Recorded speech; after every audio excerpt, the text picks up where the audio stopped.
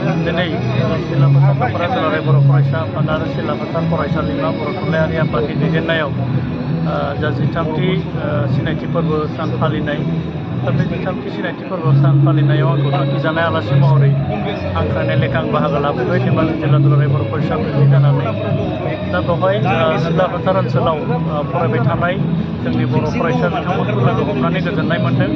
दा जोङो मिजिंथिगोन जे जोंनि बर' फरायसा हिसाबै बिथांमोननि जा थांखि लानानै बिथांमोना बेवहाय फरायफैदों। दा बिथांमोननि जा थांखि बिथांमोननि थांखिया जाफुंसारथों आरो बे बाथ्राखौ लानानै जोङो फरायसाफोरजों एसे सावरायलायनाय जादों। दा जोंनि दुलाराय बर' फरायसा आफादनि मिसनखौ लाफानानै दा बिथांमोनजों सावरायलायनाय जादों।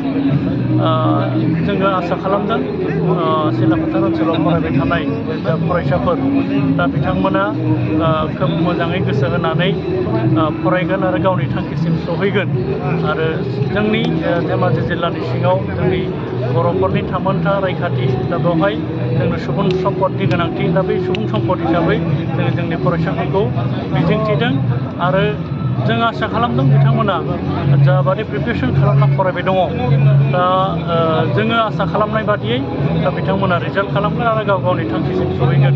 दा बेवहाय बिथांमोनखौ जोङो धेमाजि जिल्ला दुलाराय बर' फरायसा आफादनि जानानै जों बेखौनो खावलायदों जे बिमा बिफाया जा सिमां आरो जोंनि बर' हारिनि जा सिमांखौ लानानै दा बिथांमोनखौ जोङो मिजिंथिदों।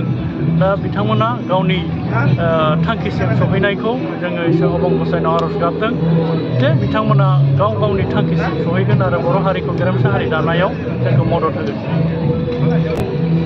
नैबे समाव सिलाफोथार दख'रानि सिङाव थानाय बर' फरायसाफोरखौ मा मेसेज होनो सानगोन नोंथां?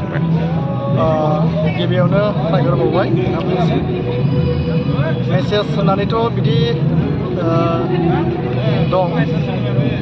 दा जेरैहाय सोलोंथाइ लानायाव गोबां माखासे हेंथा बा जेंनाफोर जानो हागौ बा फैयो, रांखान्थि बिथिङाव जानो हागौ बा बायदि गाज्रि आबहावा, गाज्रि जानाय लोंनाय बायदि रोखोमजोंबो गोबांथार प्रब्लेमास फैयो। बेफोर बेलाखौ गासैखौबो एरखेनानै जाहाथे जोंनि बड'फा भबेन्द्र ब्रह्मआ बे गोजोर आरो सानस्रि जि सिमां नुदोंमोन दा बेखौ मोगथाङाव बिथांमोना बेरखांहोयो बेखौ जों आसा फारिदों। आरो लोगोसेयै जेरै फरायसा फरायसुलि बिथांमोनाबो सासे बिमा बिफानि फिसा जेथिया थ' बिमा बिफाया गोबां दुखु खस्थ' खालामनानै रांखान्थि आरजिनानै गावनि फिसाखौ गोबांथार मदद खालामो, गोबांथार दुखु खस्थ' मावनानै। बेनिखायनो बै रांखान्थिनि जिथु खरसा जानाय बा जि फिथाइ जाहाथे मोजां फिथाइ लाबोनो हायो जों बेखौनो आसा थिदों। जोंनि बे सिलाफोथार हालामाव जिखिनि बर' फिसाफोर दं जों इयुनावबो आसा खालामदों नाथाय बिथांमोना जोंनि बे हालामाव मोजां मोनसे मुं लाखियो।